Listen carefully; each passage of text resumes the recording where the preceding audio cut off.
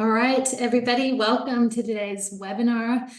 I'm very excited to be facilitating today. My name is Dr. Abby Love, and I'm a research fellow at the Aspect Research Center for Autism Practice, and I am going to be facilitating today. So let's jump in. Next slide, Chris, thanks. I want to acknowledge the traditional owners and custodians of country throughout Australia and recognize their continuing connection to land, sea, waterways, and community. We pay our respects to them and their cultures and to their elders past and present, and we welcome all Aboriginal and Torres Strait Islander people here with us today. Okay, let's get started. I'm going to introduce the presenters and then we're going to jump right in. The first presenter today is my colleague at ARCAP, Dr. Ru Ying Kai. Ru's own research agenda focuses on emotion regulation and mental health, and she has a special focus on self-compassion in autistic adults. She's been working alongside me in a project focused on perinatal care, and we'll be talking to you today about what the literature and our research says about the barriers to perinatal care and healthcare in general. So excited to have Ru here today. Following Ru is a presentation from Ainslie. Ainslie is a member of our advisory team for the perinatal process, but her main role is the senior working and partnership officer. And today she's going to share the research findings from 2 Australian-based studies we did in the perinatal space, and she'll weave in her own lived experience. So very excited to have Ainslie with us today. Next, we have Dr. Charlie Benzie. She's a senior lecturer in midwifery and has conducted research exploring the maternity cadre experience and outcomes of women with disabilities, as well as the views of health professionals working with women with disabilities. So Dr. Benzie's research is important. It's outside of ARCAP and aspect space, and she'll share some of those main findings with you today.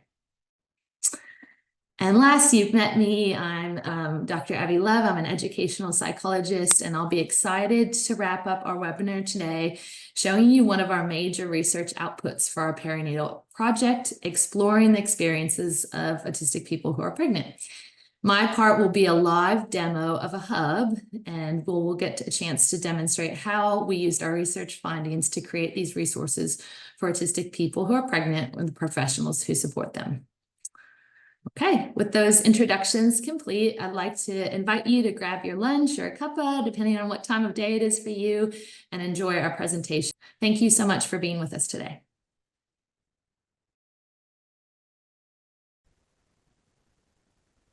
I'm going to first talk about the healthcare barriers experienced by many autistic people. Traditionally, our approach to supporting autistic people is to teach them the skills they need. This meant we often looked at the limitations of people with a disability and saw these limitations as their problem.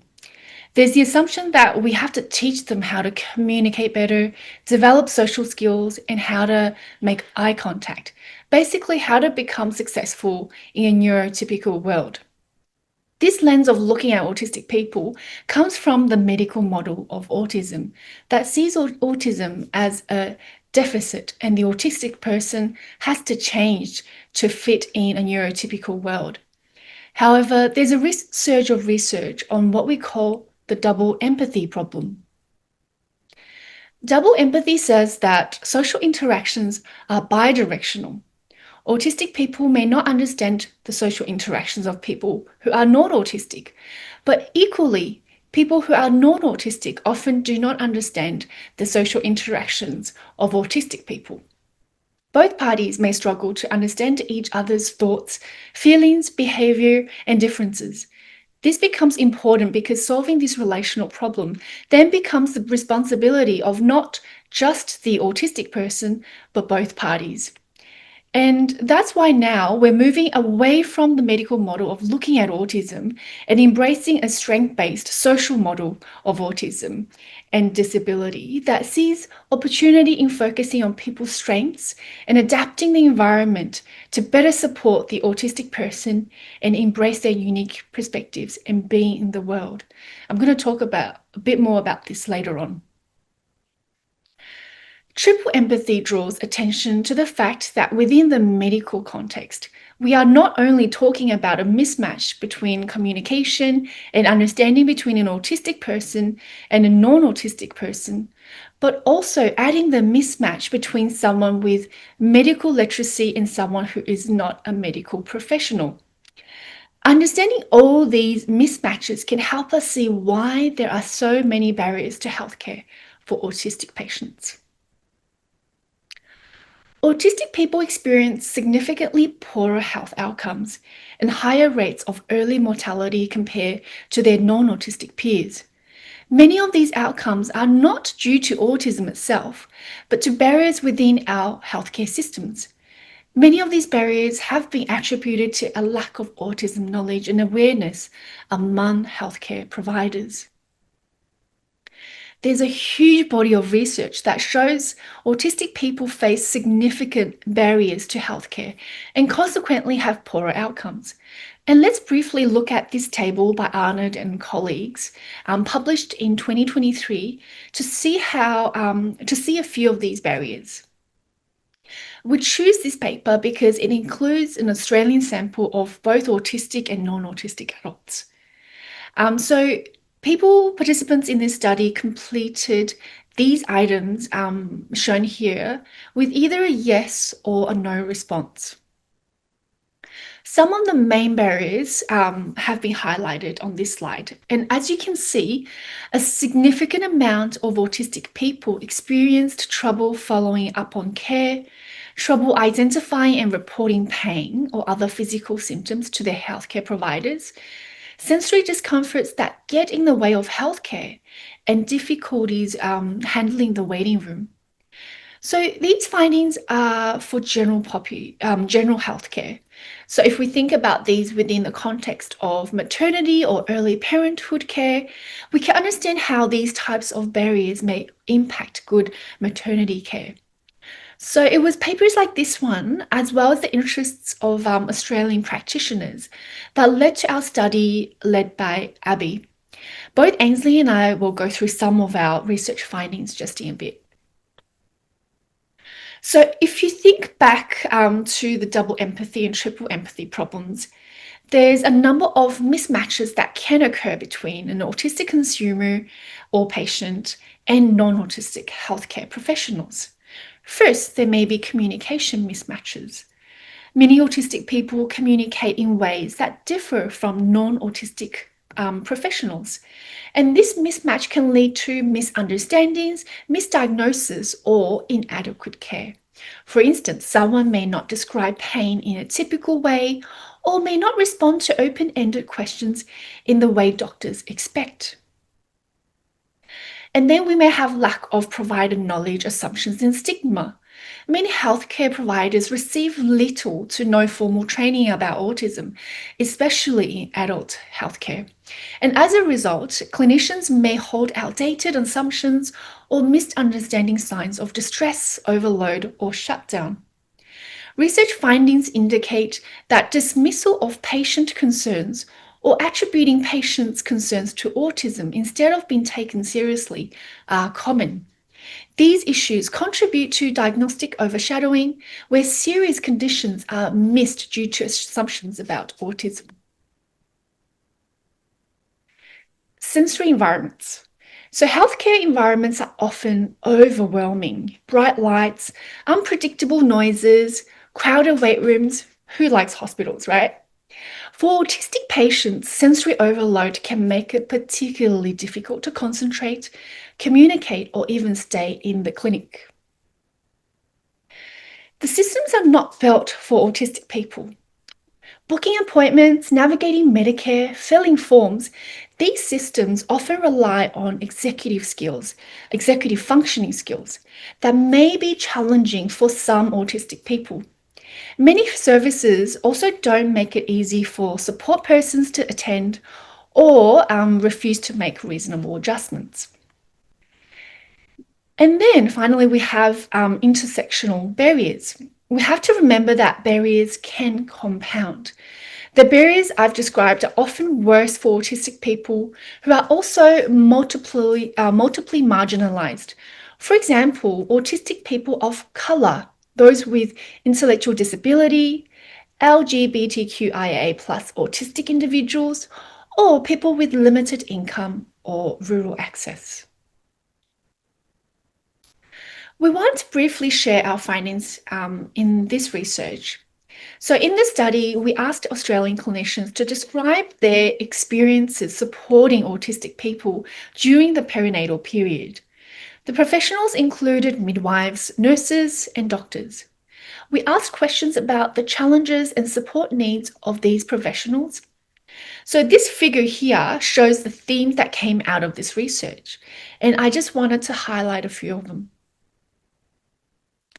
Clinicians in our study had great ideas and strategies for how to provide person-centered care for autistic people. They knew that we needed to also address the larger culture at the hospital and embed neurodivergent acceptance. As one clinician mentioned, I didn't have this woman for very long, but I just was like, oh, I saw that you're autistic. Do you have any particular needs or preferences? I know it can be really overwhelming.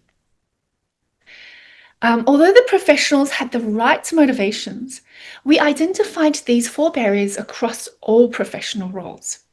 So all our healthcare professional participants said they did not receive training in autism or neurodiversity. All participants mentioned policies that were serving as barriers for autistic people. So policies, for instance, that don't allow for continuity of care. The autistic professionals who participated shared they did not disclose their autism in their workplaces because of the poor attitudes around neurodiversity at the hospital. One participant stated, as a newish colleague, I don't think I would ever tell anybody that I was autistic. Some participants described feeling like outsiders in their workplaces. They asked the question to themselves, how can we provide better care for autistic patients if autistic employees don't feel safe disclosing? And as illustrated by this quote on the left of the slide, a participant said, it's not visible in the hospital. So if patients are coming in and seeing that staff are not open and safe to be open about their own identity, then how can they feel safe in the care we provide? So overall, our findings from the professionals study demonstrate a lot more work is needed from the hospital system's perspective to enable neuroaffirming care. So let's briefly go through neuroaffirming care. What is it? Well, this is an approach that acknowledges and accepts the natural variation in human brains rather than viewing it as a deficit or disorder. It focuses on the unique strengths and support needs of people. Again, it's stepping away from just the medical model that sees the autistic individual as the problem or a puzzle to be fixed. Now the autistic community calls for us to provide neuroaffirming care. And this care is more than just person-centered care, in that it actively promotes environments and support systems that accommodate diverse neurological profiles. So what we're calling for is really a neurodiversity approach to healthcare. We wanted to share this table with you, developed by Patrick, our research friend at Olga Tennyson Autism Research Centre. Patrick's argument is that both the medical and social models of disability have merit, and we need a neurodiversity approach that takes both into account. So from the lens of a neurodiversity approach, disability results from the interaction between the individual differences and the society or environmental factors. And the focus should be on valuing the diversity of minds and brains, addressing both the individual needs and societal barriers. The goals of intervention should be to enhance the quality of autistic people's lives through acceptance, support, and appropriate interventions tailored to individual needs. Our ARCAP team loved this more balanced approach, and that's why we really want to share this with you. Finally, another thing we wanted to share with you is this SPACE framework. So Mary Sue and Sebastian developed the Autistic Space model to offer healthcare professionals a simple framework that promotes accessibility without adding to current clinical burdens. So SPACE stands for sensory, predictability, acceptance, communication, and empathy. They provide a long list of sensory recommendations targeting various senses from sight to touch. Their recommendations around proprioception and interoception and pain are especially relevant in the healthcare setting. The recommendations around predictability include providing information to patients ahead of time, creating clear signage, and providing a social story. This framework pushes for autism acceptance, not just autism awareness.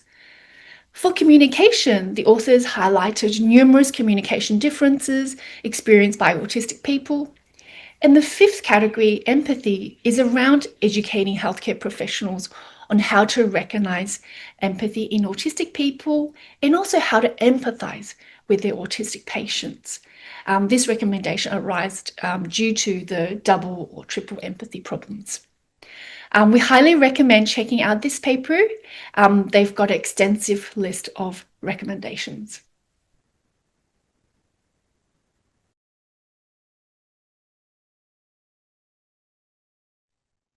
Hi everyone, and welcome to this session about perinatal care for autistic people.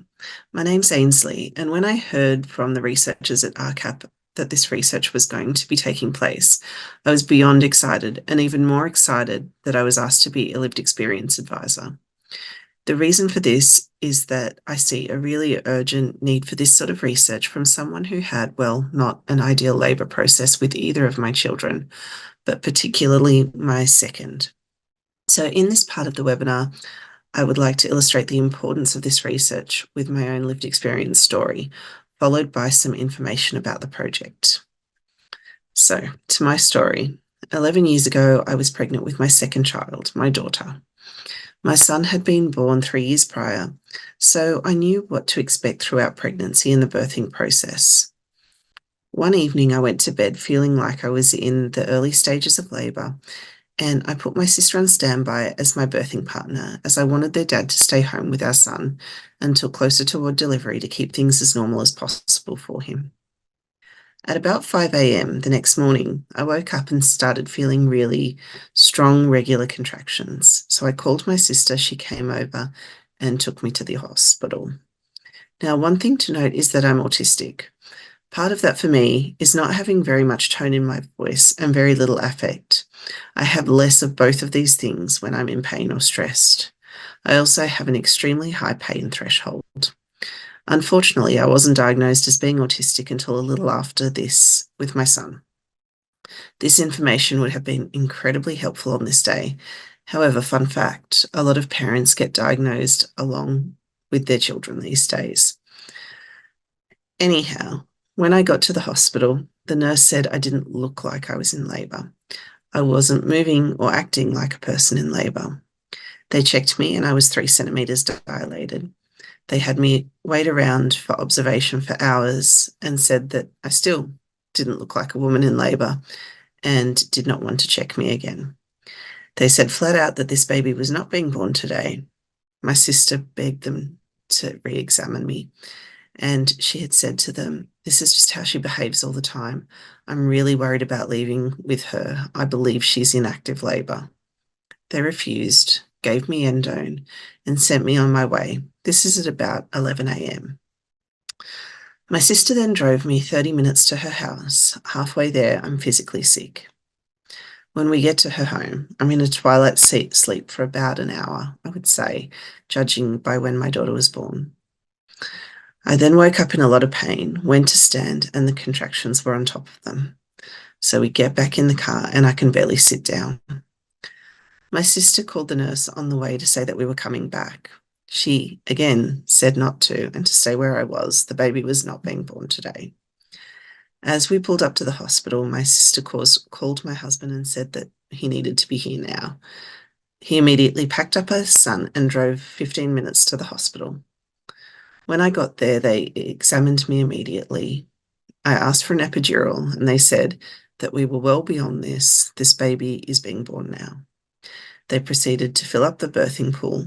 I was able to suck on gas for about 5 minutes. My husband walked in and my daughter was born a few minutes later. I had also asked for the room to be completely dark unless they needed a flashlight to see what was happening, but people kept coming and going and leaving the door open as they came and went. People were also touching me without warning. All of this triggered my fight or flight response.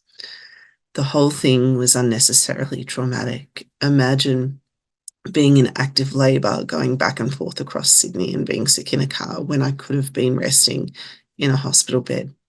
It could have been avoided if they had listened to my words, trusted me, and gone by my words again instead of my behaviour. Autistic behaviour is different to what you would expect to see usually. Okay, so now moving on to the project. At the start of the project, the researchers created a team of advisors, including myself, who had lived experience as an autistic birthing parent, as well as professionals providing maternity care. This team helped to design the interview guide, helped to interpret the data, and create the resources and outcomes that you will see today. Importantly, this was not consultative research. The researchers did not consult with the advisory team, but allowed us to drive the research direction and findings. The research question for the project was, what are the pregnancy and early parenthood experiences of autistic people in Australia? And to answer this question, our researchers conducted one-on-one interviews. 19 people across Australia participated. All participants had to be pregnant or were pregnant in the past 5 years to participate.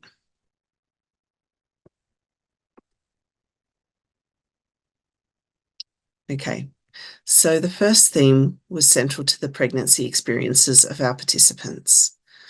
For the majority, pregnancy was perceived as a positive, transformative, and empowering experience that instilled a strong sense of purpose, pride, and capability.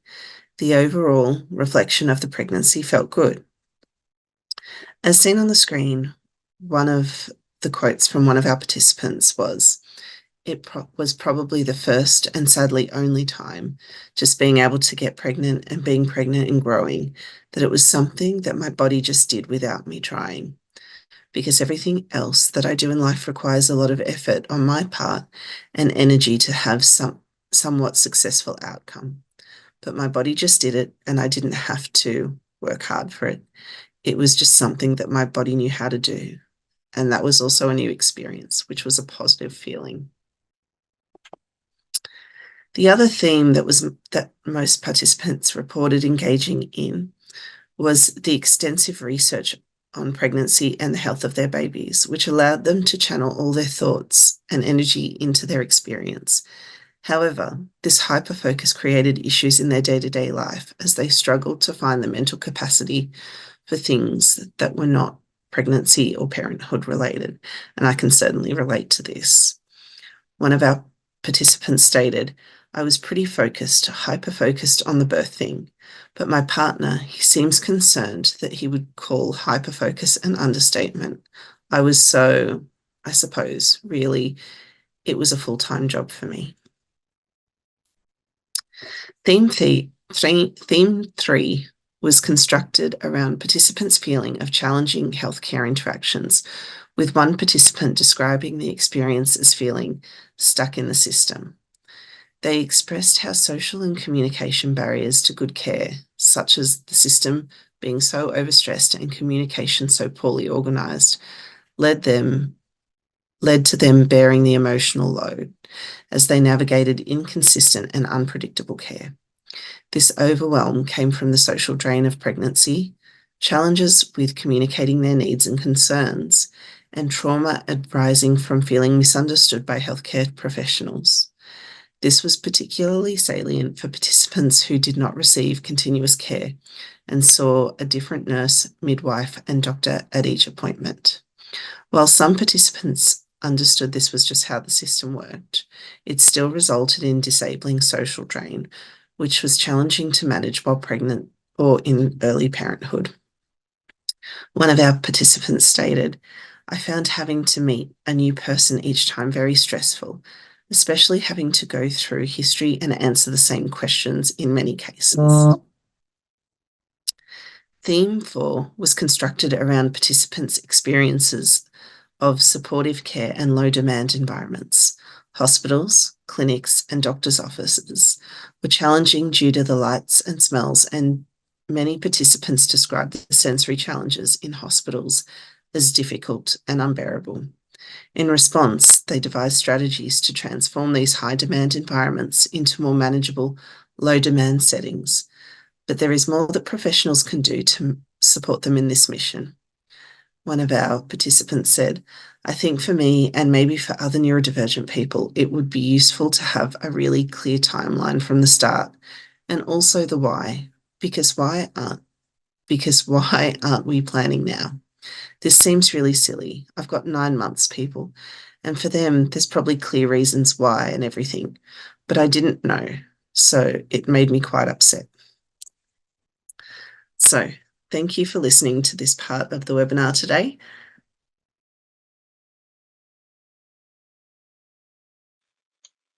Hello, my name is Dr. Charlie Benzie. I'm a researcher and senior lecturer in midwifery at Trobe University.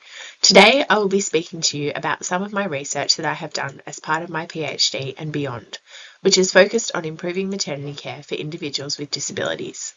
I am not neurodivergent, nor do I have a disability, which is why my research has focused on the lived experience of individuals with disabilities and their voices. My research has covered all disability types, including autistic people, people with physical disability, intellectual disability, sensory disability, and individuals with psychosocial disability.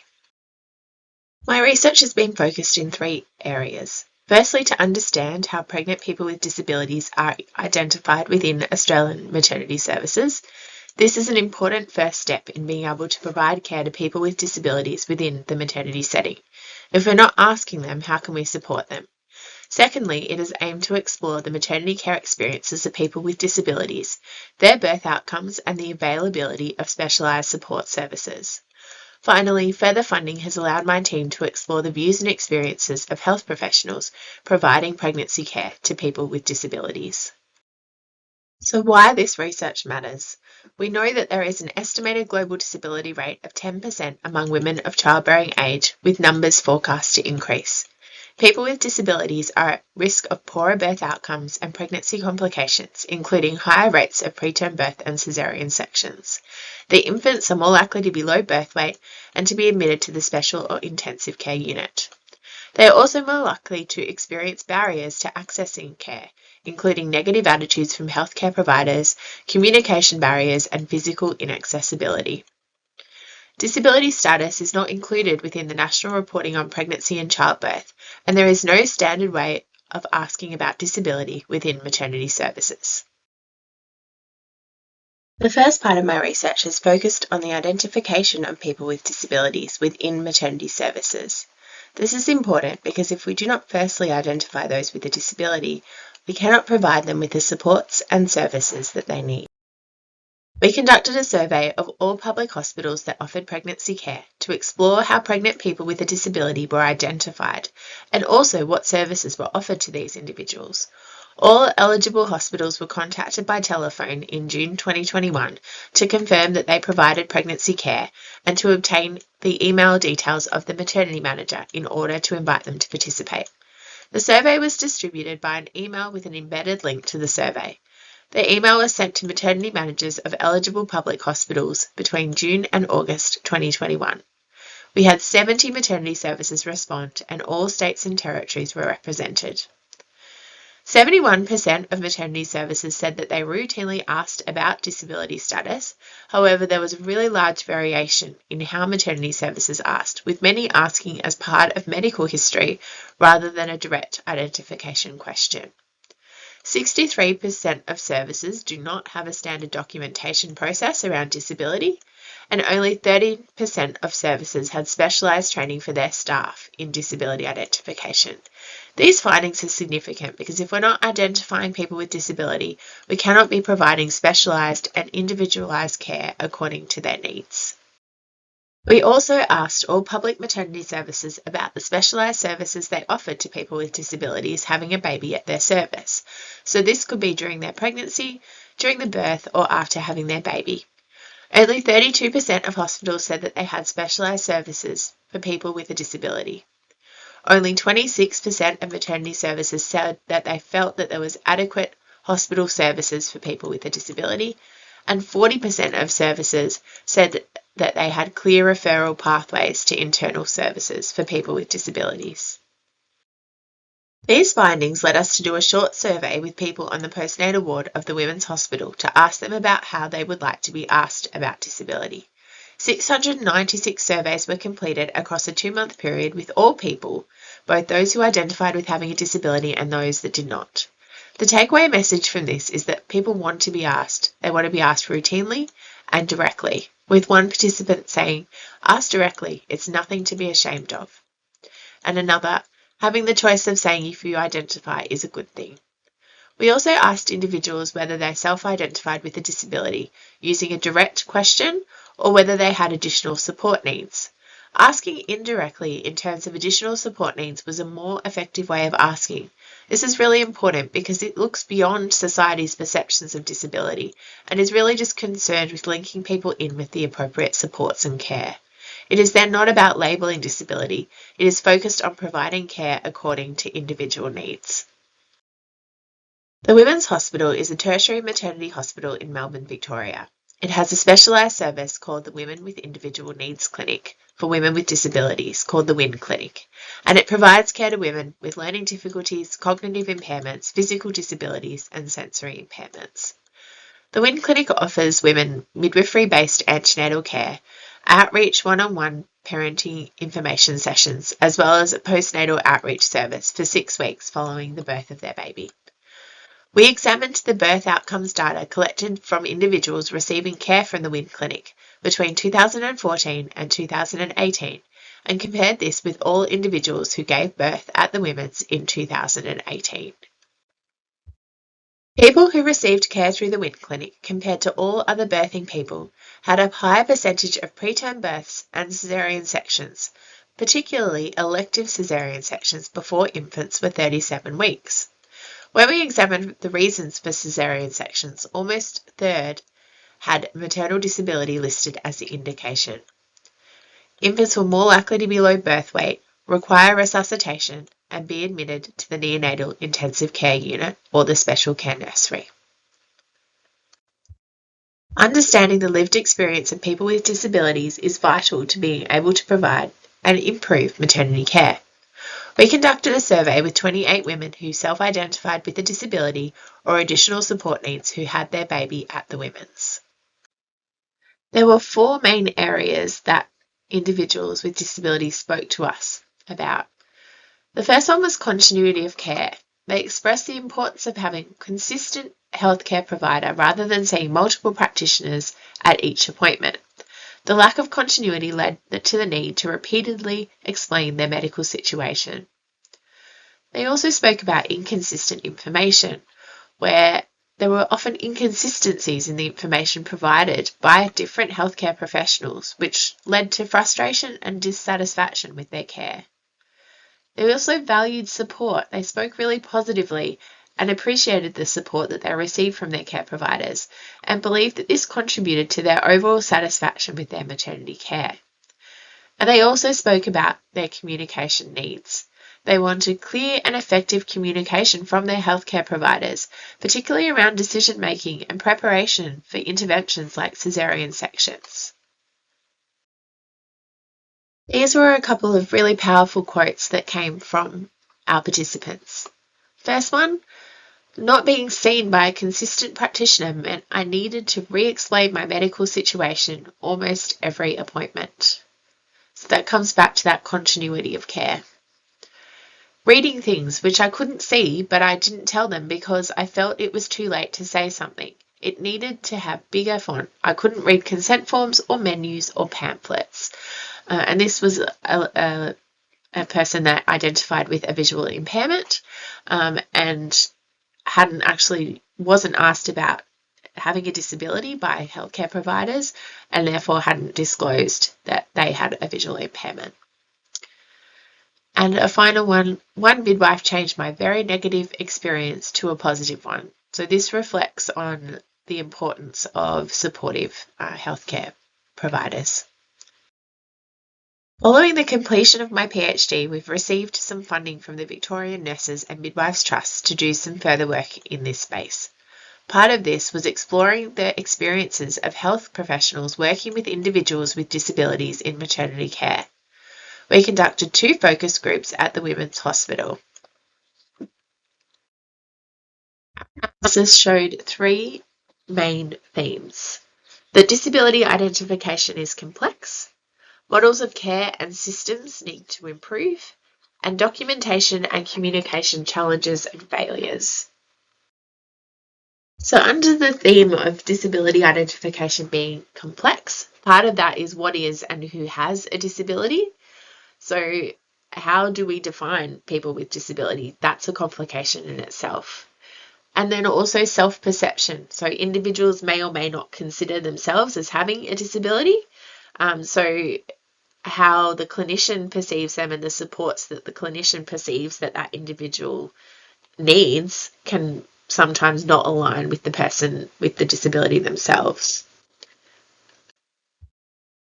Under that complexity of disability identification theme, there was also a sub-theme of clinician bias about what is and what is not a disability and how that can differ from how people themselves self-identify. So I had a midwife that said that I find we also use our own biases of what we think is a disability. For example, that lady not being able to see at night and needing her husband to walk her through the house. The first few clinicians didn't see that as a disability, but to me, I've worked in disability and that was a big red flag. So there's also a difference between clinicians themselves and how they view disability. There's also a theme around physical disability being easier to identify and provide care for, and that non-physical and invisible disabilities are more challenging.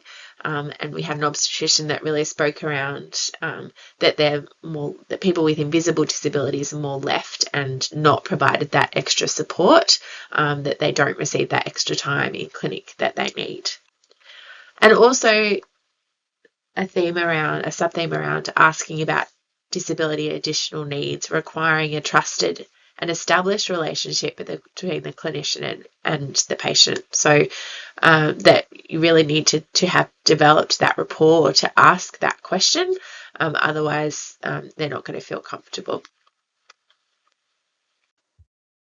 There's a theme around models of care and systems needing to improve. And one sub-theme of that was the need for better care coordination, both internal and external. So speaking about the liaison with external pathways and supports. So whilst there may sometimes be supports in hospital, there's real issues with communicating to external supports after people go home after having their babies can be an issue. Individuals with disabilities have identified to us, health professionals have also said that there is really a need for continuity of care, that when they're meeting someone for a 10-minute appointment, people are going to fall through the cracks, that you can't really explore what they actually need. And also the need for longer clinic appointment times because clinicians feel that they're really busy and they're not able to really develop rapport and find out what's going on for that individual person. There was another theme around documentation and communication challenges and failures. Around documenting disability in the electronic medical record was challenging and inconsistent. With one allied health professional said that they found it hard to communicate. So they developed an individualised support plan, but then found it really difficult to communicate that to other health professionals who needed to know that information. And that communicating individual needs across the hospital to other departments can also be challenging by the electronic medical record. And it really depends on whether there's a really good note put in there and whether that's been able to be found. So overall, health professionals are really keen to support people with disabilities, but often systems and processes get in the way and they need further support. So in terms of our areas that really need focus, we need to develop national guidelines, collaborate with people with disabilities to develop national guidelines on disability identification and care for people accessing maternity services. There needs to be routine identification. So we need to ask routinely about disability status to enable appropriate support and data-driven improvements. We need to provide specialised training to our healthcare professionals working in maternity services in disability identification and providing care and individualised care for people with disabilities. And we need to make sure that there's continuity of care models available. So they need to have access to continuity of care models where they're involved in making their own decisions about their care, because often individuals with disabilities are not included in such models. I would like to thank all of the people who took the time to participate in this research and help me learn about what changes health professionals need to be making in this space. I'd also like to thank my supervision team for my PhD, Professor Helen McLaughlin, Professor Della Forster and Associate Professor Michelle Newton. Thank you.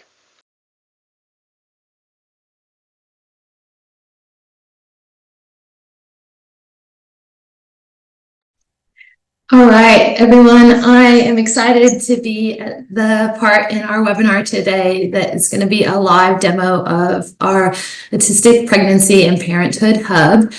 After I wrap this up, we'll go straight into the Q&A.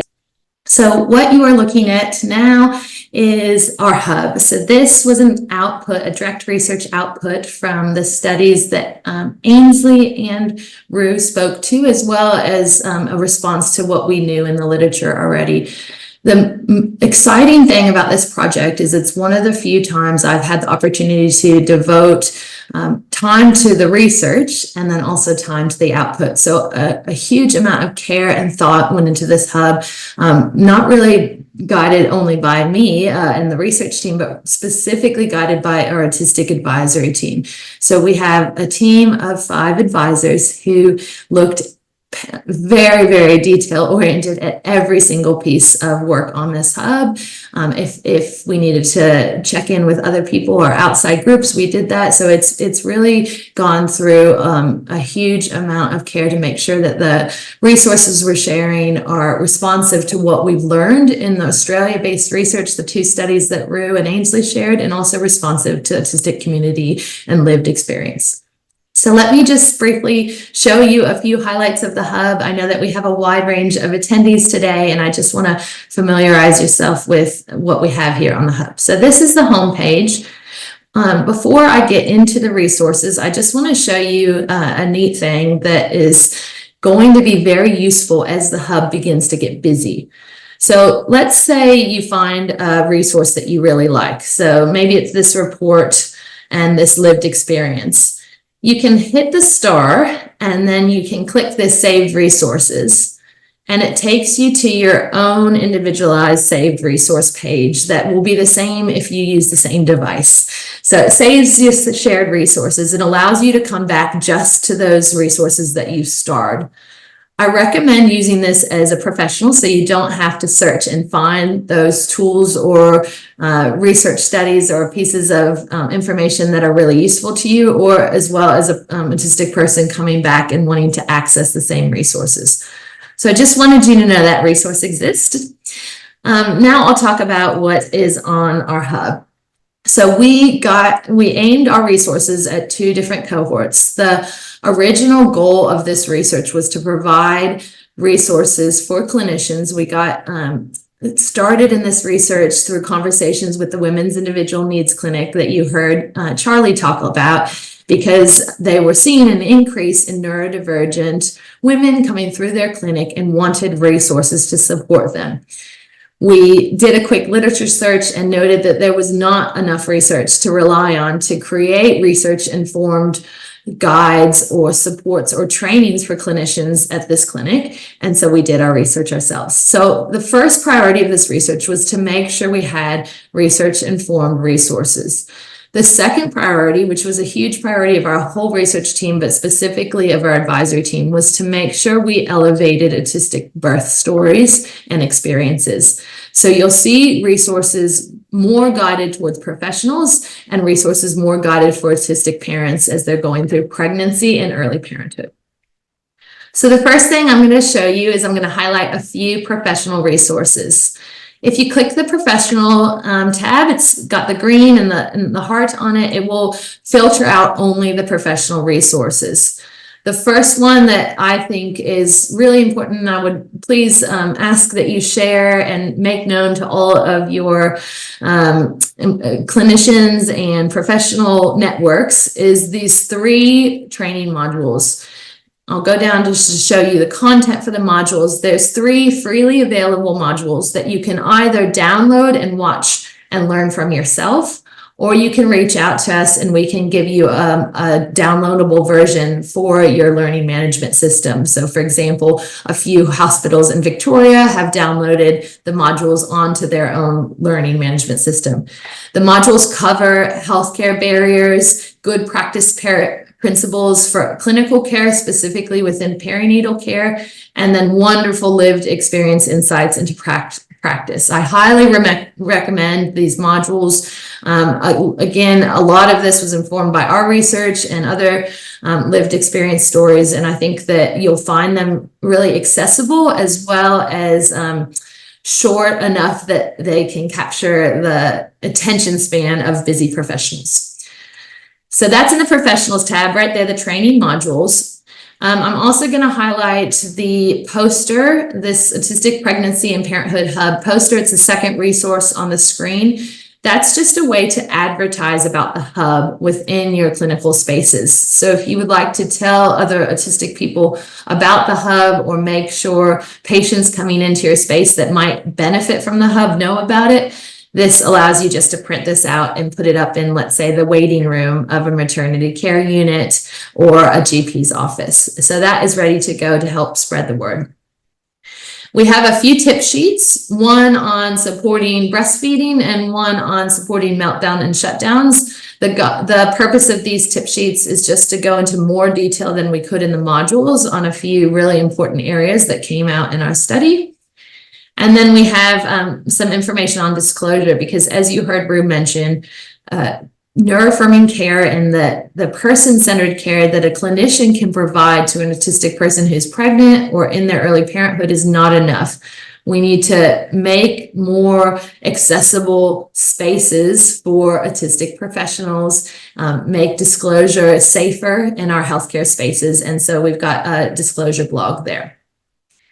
All right, I'm going to go back up to the top and just highlight a few more things. This stories tab is one of my favorite places to go on the hub. That's different lived experience stories, including videos, blogs, written stories, as well as YouTube clips walking through experiences like you heard from Ainslie today. So that's a fantastic place to go as a professional or anybody visiting and wanting to learn. The information tab has some great tools. The first 2 I'll highlight are visual stories. These visual stories walk someone through what to expect before 13 weeks and after 13 weeks as far as medical appointments go.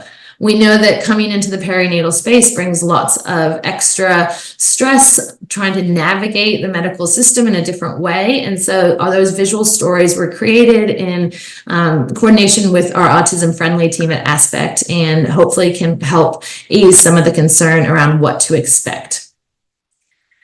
The last thing that I'll highlight today before I send us into the Q&A are these tools. So I'm on the tools tab, and there is one of my favorite resources, which is a neuroaffirming birth plan. This is a template for a birth plan, just like any other birth plan that you would fill out, but it involves questions around, let's say, sensory preferences or preferred communication strategies and preferences, or a plan for meltdown or shutdown. So it has sections on how someone can support you in a neuroaffirming way through your birth. So that tool is a fantastic template to go to get ideas for what you might want to consider if you're a pregnant person yourself, or if you are a professional wanting to provide more neuroaffirming care through that birth period. All right, I'm going to pause there and stop share and ask that all the presenters come back on with me so that we can answer some of the wonderful questions that we've seen in the chat box. I know, Rue, you've been keeping an eye on it, so if you want to kick us off, that would be great. Great, thanks, Abby. Alrighty, so maybe I'll just focus on the questions first that are specifically relating to our research that's been presented here. So we've got a question from David around, if the doctor is also autistic, is there still a mismatch on the medical knowledge between the autistic professional and the autistic consumer? And yes, there definitely will be, David. So it's not quite the triple empathy problem, but there's still some sort of a mismatch of knowledge, medical knowledge. Esther asked the questions about, is there support for teenage pregnancies and how this is supported within the hub? Yeah, that was a great question. We did not target a certain age group in our research, so we had a wide range of ages. But my first gut, and then I would turn to Ainslie if you have anything else to add, my first gut would be that the hub resources would support a wide range of individuals, but just noting that we did not target a certain age group in particular. So I'm not sure, Ainslie, if you have anything else to add there.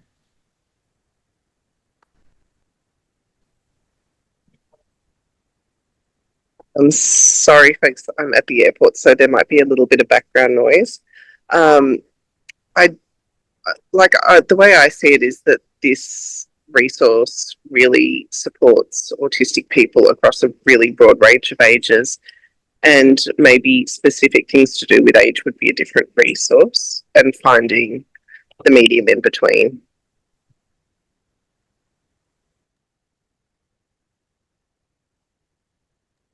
Great. Thanks, Abby. Thanks, Ainslie. Now, David Clark had a question. Are there special programs in place for parents of autistic, with autism, actually, so autistic parents? So sorry, Rue, the question is, are there programs in place for parents once they've had their baby? Is that the question? Or just program in place in general for autistic parents? I will have to reflect on that. I don't have anything I think that's kind of a broad question. I don't have anything that comes to mind immediately. So Charlie and Ainslie, feel free to turn off your mics and jump in. There's a number of different supports in place. I think what Charlie mentioned would be the one that comes to mind. For example, the Women's Individual Need Clinic that she referenced is not just for autistic parents, but it would support anybody that had individualized needs during pregnancy, but not on to the parenthood stage. So that's the only one that comes to mind, but let us reflect on it and we'll get back to you over email if anything comes to mind. Great, thanks, Abby. And I just saw Susan's email for question for professionals, and I'm just going to ask that because it might be relevant for a lot of our audience. So Susan sees several neurodiverse couples with young babies. Could we recommend neuroaffirming plans for individual parents? Yeah, absolutely. I like this question. One thing I like to say about the hub is we obviously did not create every resource imaginable, but lots of the resources can be really good examples for how to use a tool in your own space. So for example, if you were to go to the birth plan and look at the template and look at the extra sections we've added, those sections would be very relevant to making a plan for young parents, for example, because there's sections on what kind of sensory supports do you think you'll need? What are your communication preferences? How do we support you during a meltdown and shutdown?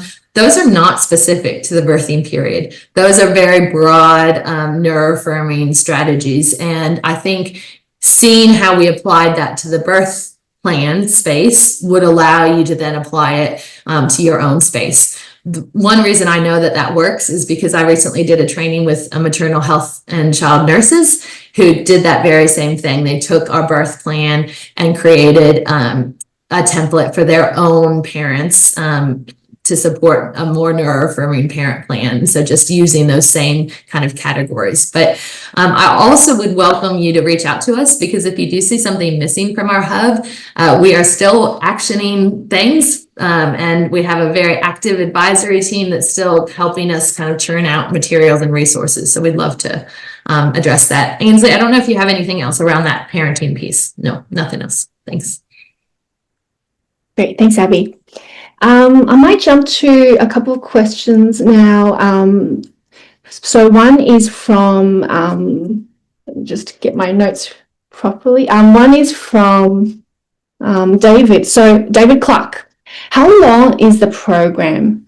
So maybe Abby can talk about like kind of the length maybe of the professional modules, but also like how long it could take to go through the actual hub, the website part of it.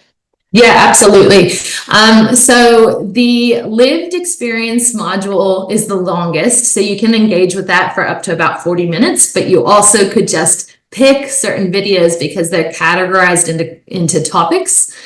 So when you visit that module, you'll get the choice to listen into different video clips. The first two modules are meant to be short and sweet. So they are about 15-20 minutes in total. So it's not meant to be a long training. It is not meant to be an all-inclusive training, but we suggested something that's better than nothing and allows us to kind of get that initial exposure. And then you come to the hub to maybe learn more about meltdowns and shutdowns, or to read about feeding, or to look at the neuroaffirming plan.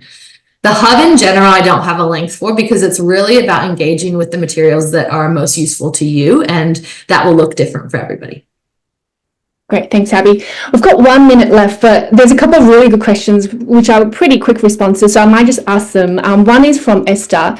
Do we have resources linked to other pregnancy and parenthood hubs across Australia? And then another question by Amanda, how do we share this with our communities? Yeah, so we do. We definitely, the idea of the hub is exactly what it sounds like. Right now, it's reflecting our research and our development, but we really hope to enlarge it to other resources. We've just been careful to make sure that we're looking at the resources and make sure they're still supported in a neuroaffirming way, and that our advisors agree that they should be on the hub. So you will see a number of other resources, and that's noted if we're, let's say, linking to an outside podcast or something. We've just recently linked to, let's say, some breastfeeding resources from the Australian Breastfeeding Association that we thought were neuroaffirming. So you'll see different things kind of grow on there, especially in the next 6 months. And you can share this with your community. You can use that poster that I suggested. You can also reach out to our team, and we can send a social media package to you.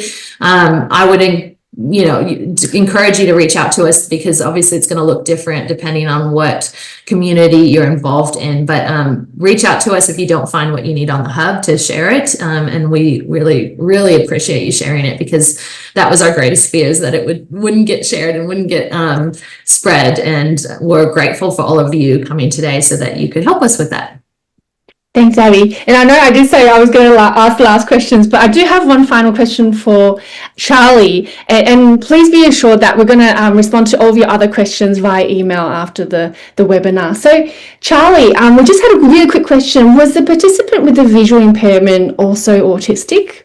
No, just visual impairment. But yeah, hadn't disclosed that because they weren't asked. So, and then by the time they got to the point where they realised that it was an issue, they felt like they couldn't actually say something. Great. Thanks so much, Charlie.